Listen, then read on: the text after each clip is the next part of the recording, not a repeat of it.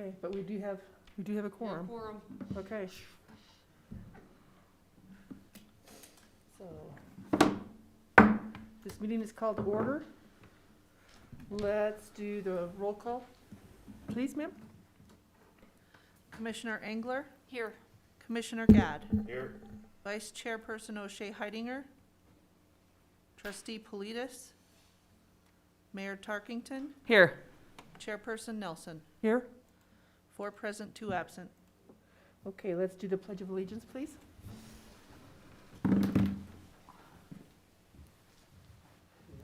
pledge allegiance To the flag of the United States of America and to the republic for which it stands, one nation, under God, indivisible, with liberty and justice for all.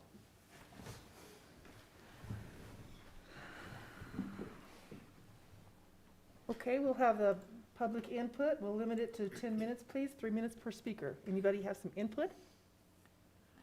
All righty then. So I think you're here for the public. The public hearing? Yes. Yeah. If you'll, this is, just to verify, this is input for anything else that's not on the agenda. Correct, excuse me. Okay, that's all right. Okay, so let's close that out and head right into the action agenda. And I'll need somebody to approve the agenda. I'll make a motion to approve the agenda. I'll second. I think it's approved and seconded, so let's go on to take a look at the minutes. Do I have to go ahead and, let's just go to the minutes now. Has everybody had a chance to look them over? And can we get those approved too, please? Can I get a motion for that? I'll motion to approve the February 9th, 2021 meeting minutes. I'll second. All right, it's been motioned and seconded to approve. Can we get a roll call on all those, please? Commissioner Engler, Yes. Commissioner Gadd, Yes. Mayor Tarkington, Yes. Chairperson Nelson. Yes, All in favor. perfect. Okay. So let's go on into the public hearing. So just so you're aware, we kind of have, this has been outlined in your agenda. It's the staff presentation, applicant presentation, public input, and then planning commission consideration. Obviously, that's after the actual hearing.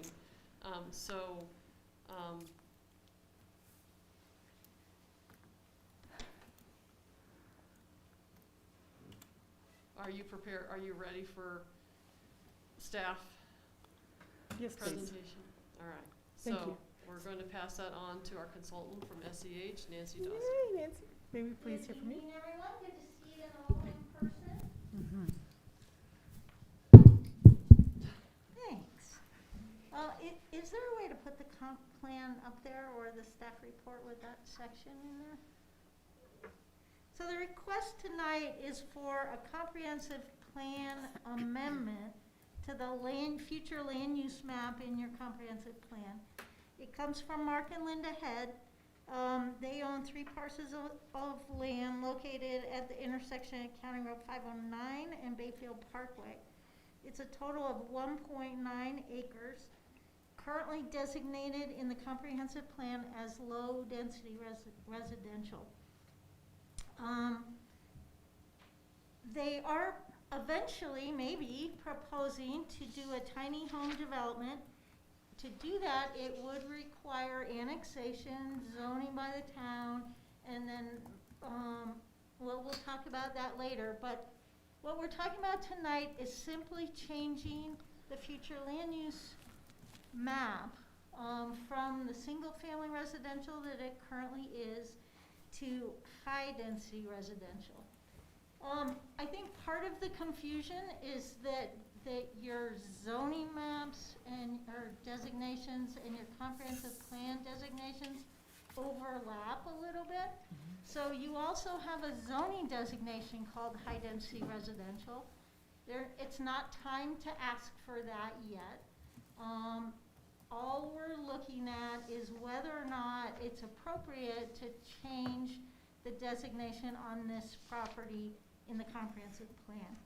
The criteria that you need to look at tonight, that's in your code for a comprehensive plan amendment, is does the amendment improve the implementation of one or more goals, policies, and strategies in the comprehensive plan? The amendment will not pose a detrimental impact on existing planned or town facilities, services, or transportation facilities. That the amendment will not interfere with existing or emerging land use patterns and densities and intensities of the surrounding neighborhood as depicted on the land use plan and contained within the comprehensive plan, and that the amendment will not interfere with or prevent the provision of any of the areas or neighborhoods existing, planned, or previously committed services. So that's what you need to think through in the use. It's hard not to think ahead. We know that they're considering a tiny home community on the property, and if this step were to go forward, the next step would be for them to request annexation to the town and an initial zoning designation. I know some of the materials talked about plan unit development. That is not a comprehensive plan designation, it's a zoning designation. Okay. So the concept here would be that they, if the comprehensive plan is amended and goes to high density residential, their next step to proceed with the development that they're proposing is to go to, they would submit, in this case, they'd have to submit for plan unit development because there isn't a zone category in Bayfield that specifically addresses something like a tiny home community. We looked at manufactured home park, that doesn't quite work.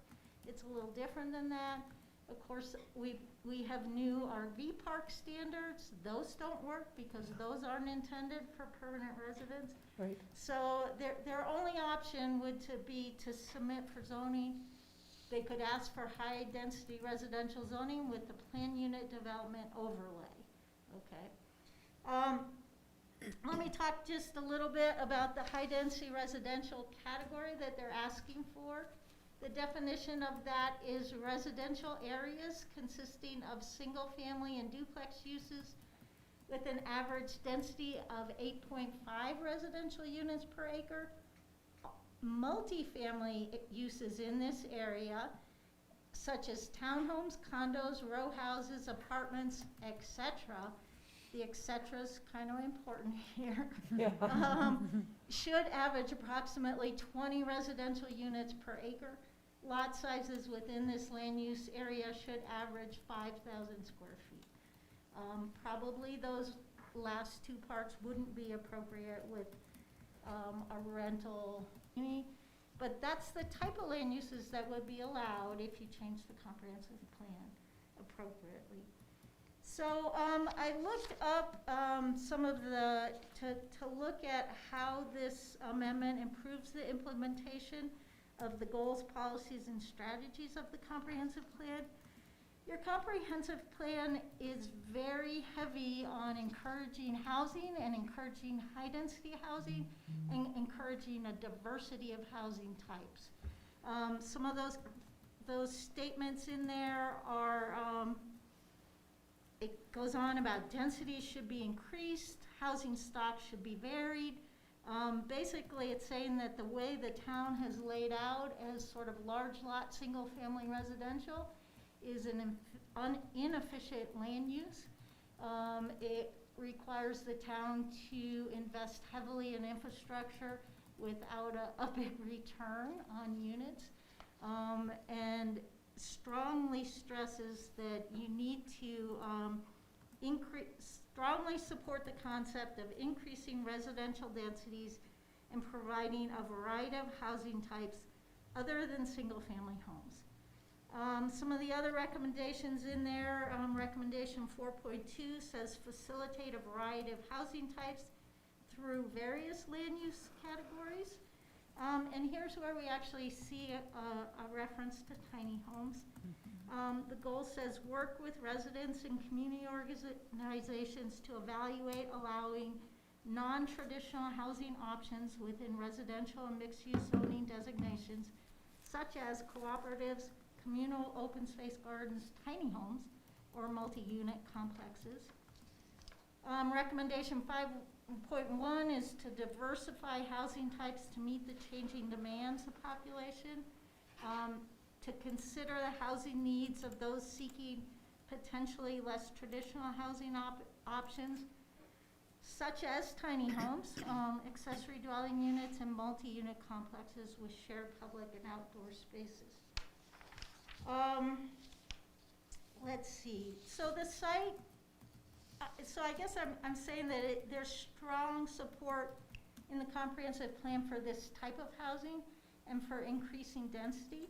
So I think what's left for you to consider tonight is whether this is the appropriate location for that type of housing. Okay, it's in a quarter where there's mixed uses, some very rural residential uses. It's predominantly, I would say, low-density residential, but there's also a mix of some public and private land uses, the church there, CDOT maintenance yard, mini storage uses. So the surrounding properties are designated on the south, low-density residential. To the west is medium-density residential, and to the north and east is actually town-owned land designated public open space. Property itself is 0.35 miles from Mill Street.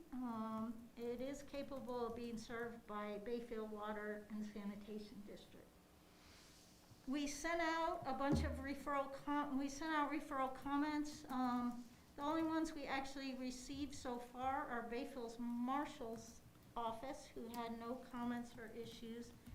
I also got one about an hour ago from La Plata County that says, on behalf of the La Plata County Planning Department, we support the town of Bayfield's efforts to amend the land use and ultimately annex the subject parcels. It is adjacent to town limits and has the potential to be served by central water and sewer. And that came from Daniel Murray at La Plata County. Let's see, so we notified everyone, or we submitted public notice to the Herald, mailed certified, the applicants mailed certified receipts to the neighbors, and obviously we have some here. They want to comment. I guess with that, staff is recommending that the Planning Commission approve the request, finding that the amendment does implement several of the goals and policies and strategies of the comprehensive plan, providing a new high-density form of housing in the town, potentially.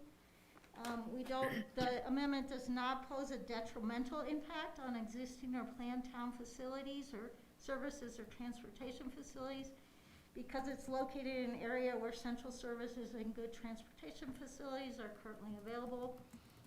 The amendment does not interfere with existing or emerging land use patterns and densities and intensities of the surrounding neighborhood. As depicted on the land use plan and contained in the comprehensive plan, and the amendment will not interfere with or prevent the provision of any of the neighborhood's existing planned or previously committed services. Are there questions? Okay. Does anybody have any questions? Okay. Do we want to go with the, do y'all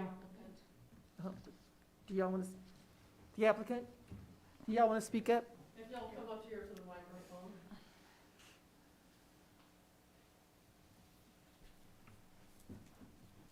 Well, I don't know how much more I can say. I mean, that covered a lot right there, and some of it I didn't even realize.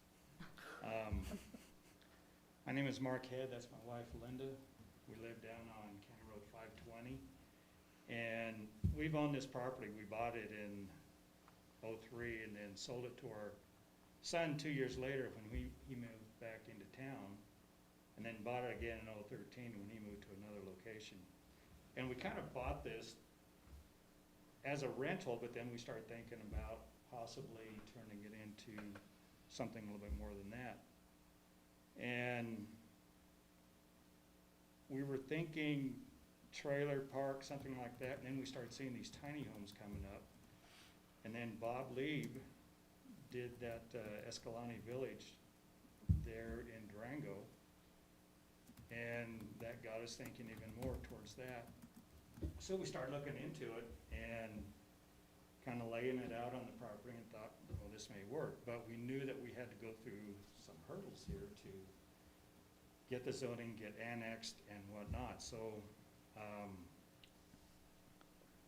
in that, we plan on doing a clean, well-kept park, if you want to call it a park. You know, we're not out-of-state, out-of-town investors. We're local. We drive by this property almost every day, so we'll keep track of it and, you know, make sure that it's maintained well. We'll have an on-site manager there.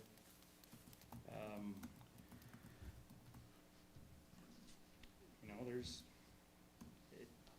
to us, it kind of lends into what Bayfield's looking at or possibly needing. Linda and I both think that there's a market for these. It's something definitely new. Do you have any questions for me or for Linda?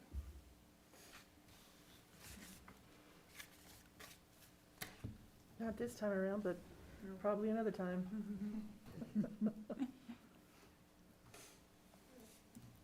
Thank you. Uh-huh. Thank you. Do we need to move right into the action now? You're actually for public input. It is a public Thank you. hearing. Do we have any public input on it? Yes, please. State your name and where you live. Hi, my name is Danielle Patton, and I live at 5479 County Road 509. We live in the property directly next to the one that Mark and Linda are wanting to develop. The first thing I'd like to say is, I think Mark and Linda really will have something aesthetically pleasing and will maintain their land and property well, however they develop it. We live next to the property and have met them and have known Brandon for 13 years now. My concerns are, I haven't eaten since 11:15. Like how many cars per residence will be allowed and how many parking spaces will be there?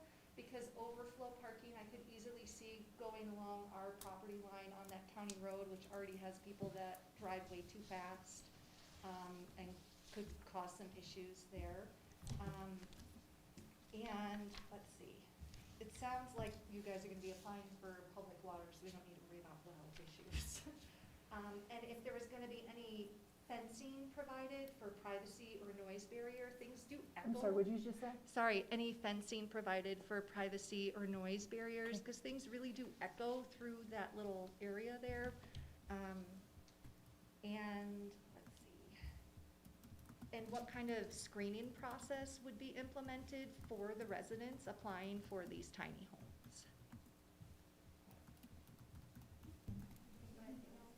Those are our main concerns. Like I said, I think that they will maintain a very nice property and will keep it looking nice, especially because it is the first thing you're gonna see coming into town if people come in on the parkway. It's gonna be right at city limits there on that corner. Oh, that was the other thing, is traffic. That can be an interesting turnoff, and if you add, if there's 15 tiny homes and we add in 15 cars, how will that affect that traffic pattern there possibly? But that's all. Thank you very much for your input. So you can certainly have staff respond to that. Okay. Is there somebody else that wants to speak?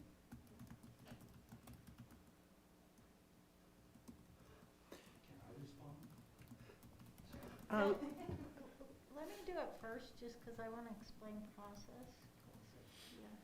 And we may be jumping ahead because I just heard about the process tonight as well. I have no idea how this works. So Nancy, do you have something you want to say? Yeah, I guess I would say those are all great questions and concerns. We're not quite there yet. That's what I was So this is the first step, it's to change the designation on the map.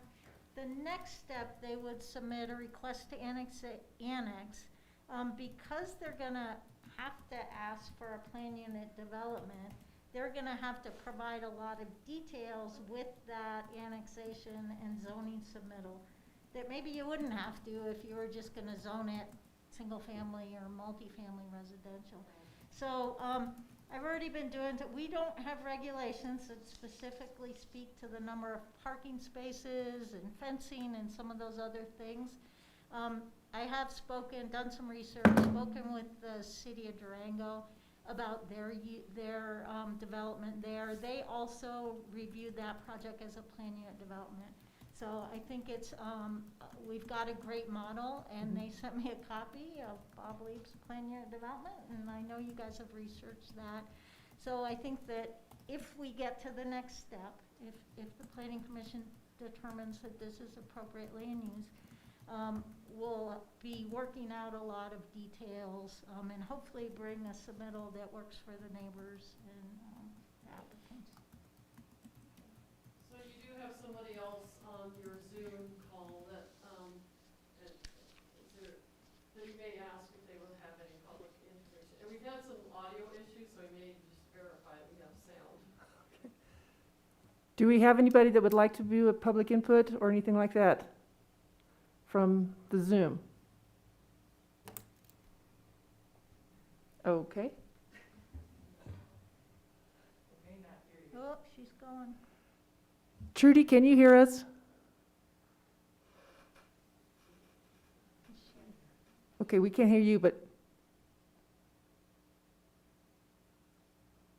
She's your sister, have her call you.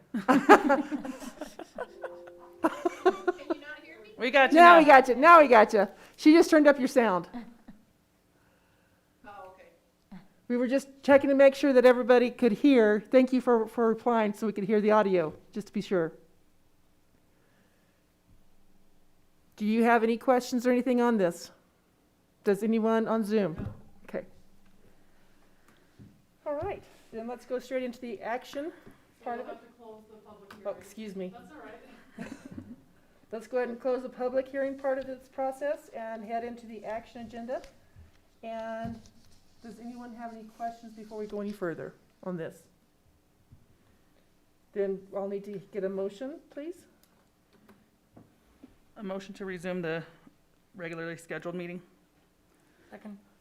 Okay, so now, do we have any questions on the case 2021-01?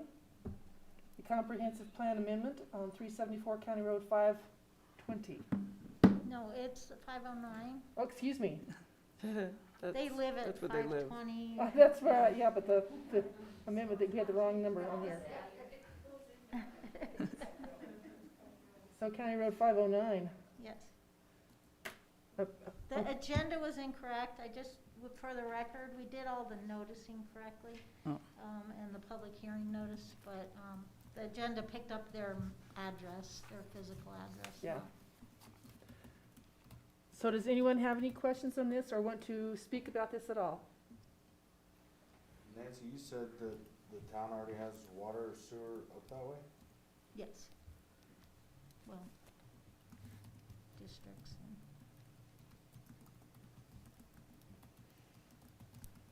Anything else?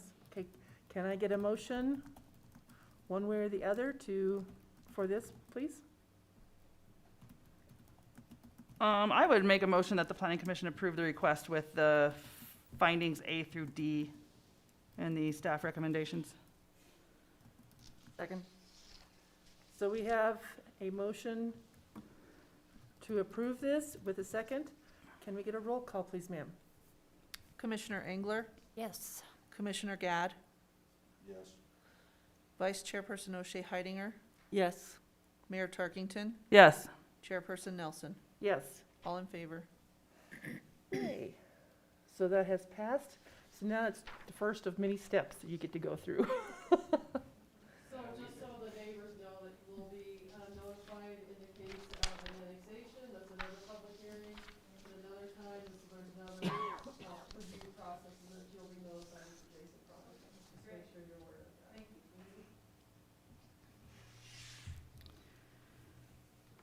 Okay, so next we head into the bylaws. Do you want to head into that, please, ma'am? So it's great to have everybody back in here, mostly. Great to have Nancy in the room. The Board of Trustees did pass an ordinance. It's not necessarily effective quite yet, but it is shortly this month that the Planning Commission can create some of their own rules. The ordinance removed a lot of the, I'm just going to scan down to that. It made it fairly simple.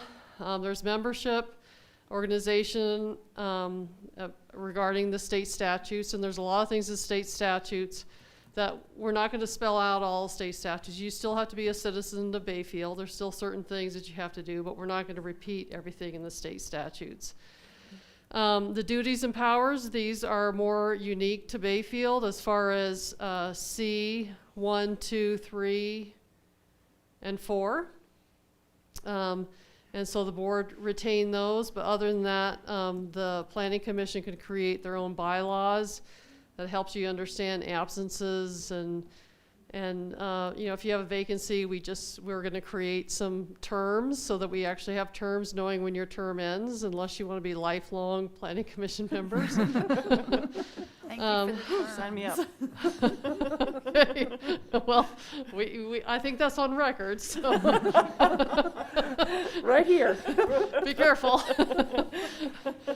And all I did is take the discussion that we had last time and made the edits to that.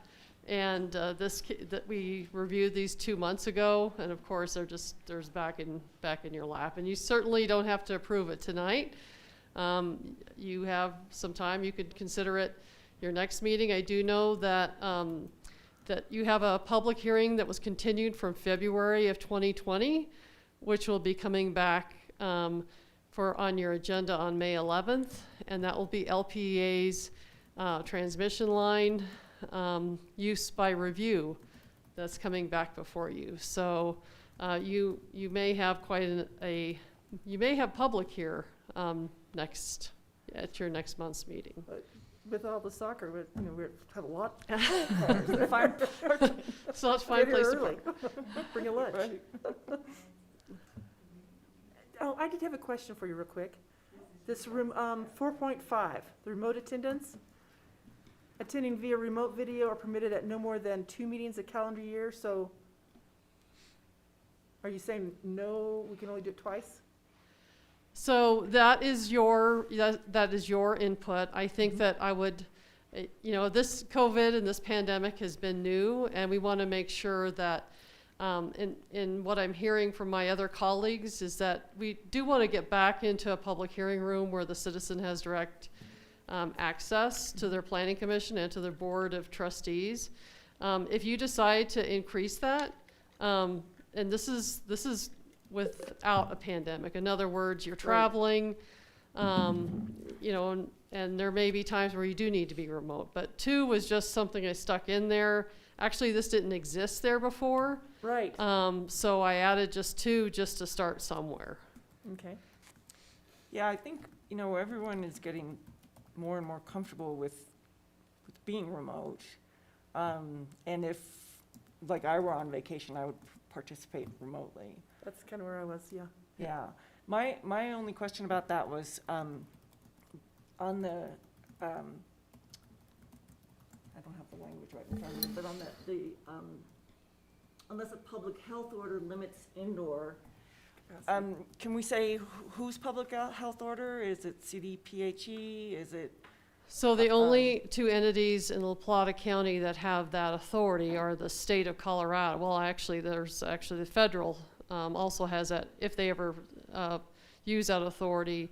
The state has the authority, and so does the San Juan Basin Public Health. Right, I just didn't know whether that should be specified, which I think they're pretty much the same. San Juan Basin Health will follow the state. CDPHE, but. Yeah.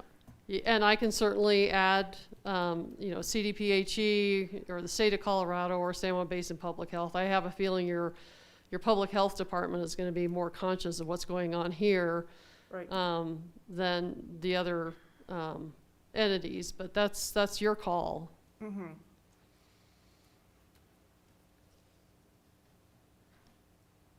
I guess, is there really a reason to limit it to the 2 meetings a year?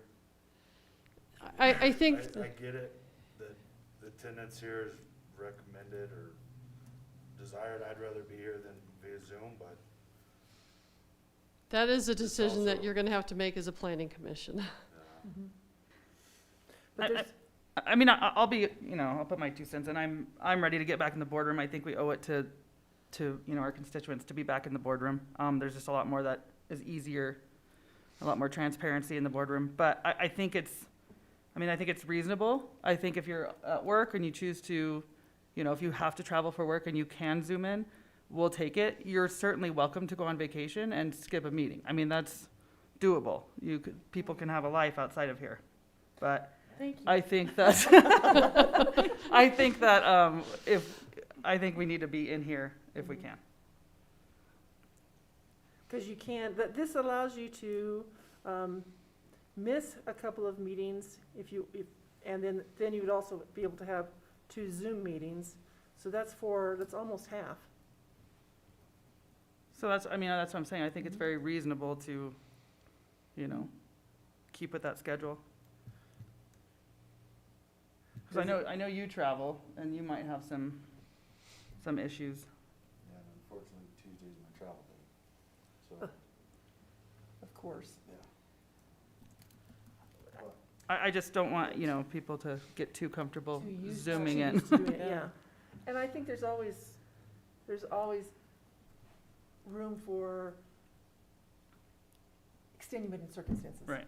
Is there any way to have an approval process for extenuating circumstances? I mean, just put a half a sentence in there, it says unless there are extenuating circumstances. Yeah. And approved by who? Who says that there's an extenuating circumstance? So your chairperson is that authority. Voila. Until it's your turn. For life. Be nice to me. Okay, so would you rather change that wording a little bit then? I can Unless- change that wording, and let me find out what you're looking for. So tonight, Kelly said that she couldn't be here. She's traveling, and actually she's gonna miss the board meeting here a little bit later on tonight. If they're asking for, I can't give them permission to Right. skip a meeting, that's not they would really have to contact the chairperson in that case. So there would have to be extra language in here talking about what that looks like in getting an excused or a waiver to Zoom in past 2 meetings or 3 meetings or whatever you decide that's gonna be. And that's there's no problem writing that in. I wanna make sure I understand. I would say a waiver past 2 meetings in an extenuating circumstance. And that authority would come from the chairperson.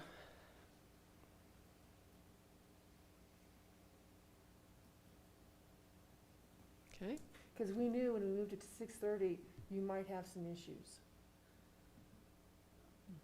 We'll figure it out. Yeah.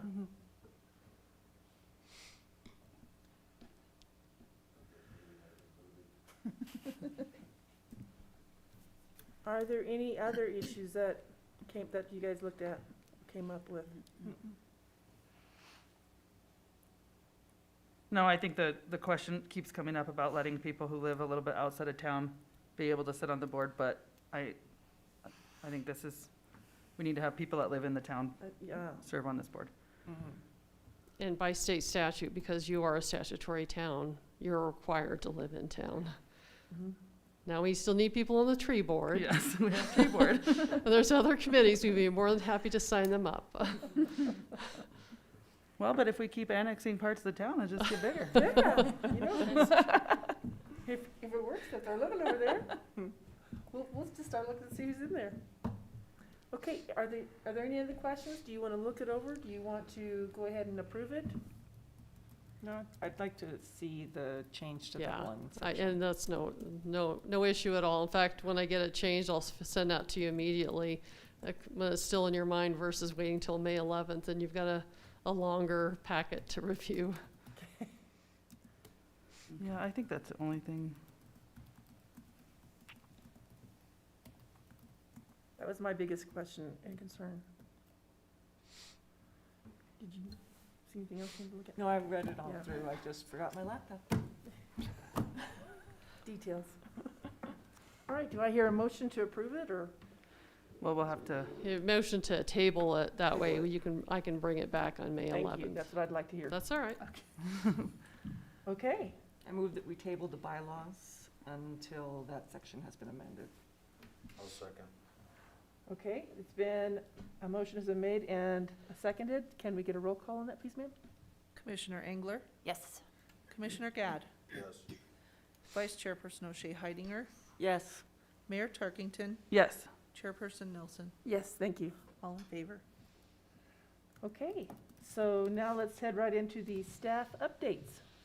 So we are continuing to look for planning commission members. And these bylaws kind of indicate that we're going to look for terms, and that's a meeting later in the fall. So we're going to keep looking for members to join. But I just wanted to let you know that I'm really surprised that we can't get people to sign up. When I always say that when LPA comes back in here and, they feel that they're not being heard and they actually live in town, I always say it's a good thing from the chairperson to say, by the way, we have a vacant seat. And this is a good place for you to find out, some of the land use codes and become involved. We are open. Town hall has been open actually for quite a while. The county clerk and recorder has returned back to their Tuesday, Thursday hours. And, we are working on opening up the senior center for rentals about mid-May. And so we're working with a number of groups through this pandemic and basically looking at the dial that I guess is going to go away at the end of this week or month or This week, I or think. whenever 16th or something, yeah. whenever it happens. And we haven't had any other applications that I'm aware of that are ready to extend some of your meetings. So I'm just curious about the applicants to date. I know it's a long way away, but what is their kind of goal there? Are they going to build out the tiny homes or let people move them in there? Oh, they wanna let people move them in, Okay, they don't wanna build them. just kind of curious on. Yeah, if we wanna chat on this, Durango says they're not very movable, so I think you'll expect once one goes in, they're not gonna be like RVs coming in and out Mm-hmm. every few months. It's kind of a lot more long-term than that. No, it's interesting. I like the concept. I think if it's done right, it can be valuable. But I've also heard some horror stories about some of these communities too, so. Okay, well, you have to share them with me, because I haven't heard the horror stories. The horror stories that I'm hearing is about stuff. People have nowhere to put stuff. yeah, Storage becomes an storage issue. outside. So you yeah. just got to be really on it, because then they start popping up sheds and popping up Well, tarps covering things, and some of the regulations I looked at have requirements for storage. So by doing it as a PUD, we could consider that maybe the developers have to build some storage, like communal storage areas, whatever, so it's not everybody doing their own. The cities of Durango's experience is it's pretty much one person per tiny home. You're not getting yeah. there's a few couples, so the parking hasn't really been a problem. They kind of think one car per home is probably plenty. But we might want some guest spaces. But those are all things we need to consider, and fencing and. Yeah. I'm really glad to hear that you're talking to Durango too, because they've gone through a whole bunch of this Yeah. just recently, so. Is there nothing in our code about tiny homes? It seems like 2 or 3 years ago, this was talked about. Yeah, it's talked about in your comprehensive plan, Mhm. and then you have no zone category that easily implements that at all. I can't remember what the problem was with the manufactured home park. I think there were some minimum unit sizes and things that make it really tough. I haven't heard back from Dan about how your building code's gonna handle it, cause that's another challenge. We need to make sure that they can meet some form of the building code. Yeah, we searched everywhere we could and couldn't find how to fit it in, to the zoning and the land use code. No reference at all to tiny homes. Like I said, the comp plan does talk about them quite a bit more. So this is the area that you just, changed the comprehensive plan. We have this property and this property that also has interest in the same type of, comprehensive master plan designation that you just provided. Almost the same. In fact, we tried to get them to go together. That wasn't gonna happen. And there's no application yet, so I can talk about this. And this area right here has been on the market, and I know I have property owners that are looking at annexing it, and that green is for a park. And I'm not too sure why the park designation is when it looks like the extension was gonna be for housing as well. So we're planning to see some comp plan amendments, as housing, inventory is more difficult. Right. Mhm. Yeah, that piece of property you're just talking about, the park. Again, a few years ago, there was some park master plan that some outside consultant worked on. And when that park right there was talked about, the people that own that land, it's like, I don't even know why you're putting it on there, the property's never gonna be for sale. And I laugh at it every time I see the sign going home. Everything's for sale right now. Yeah. Yeah, thanks for I worked on that plan a little bit, but the plan says it's a long-term possibility. And we were all surprised to see, you can't take private land and put public parks No. on the, Yeah. it's a taking. So we're gonna have to fix that one, but might as well wait till someone comes in with a proposal.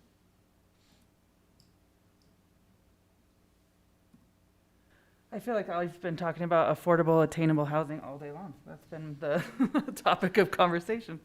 Yeah. Okay, is there anything else that anybody wants to bring up or add to? Nope. Okay, then, can I get a motion to adjourn? So moved. Second. All right. Meeting is Thank called you. for. Thank you. Not called for, it's adjourned. Thank you. Thank you very much. Thank you. Was your sister just curious? She just wanted to. That was Trudy? Yeah. Yeah. Hi, Trudy. Hi, Trudy.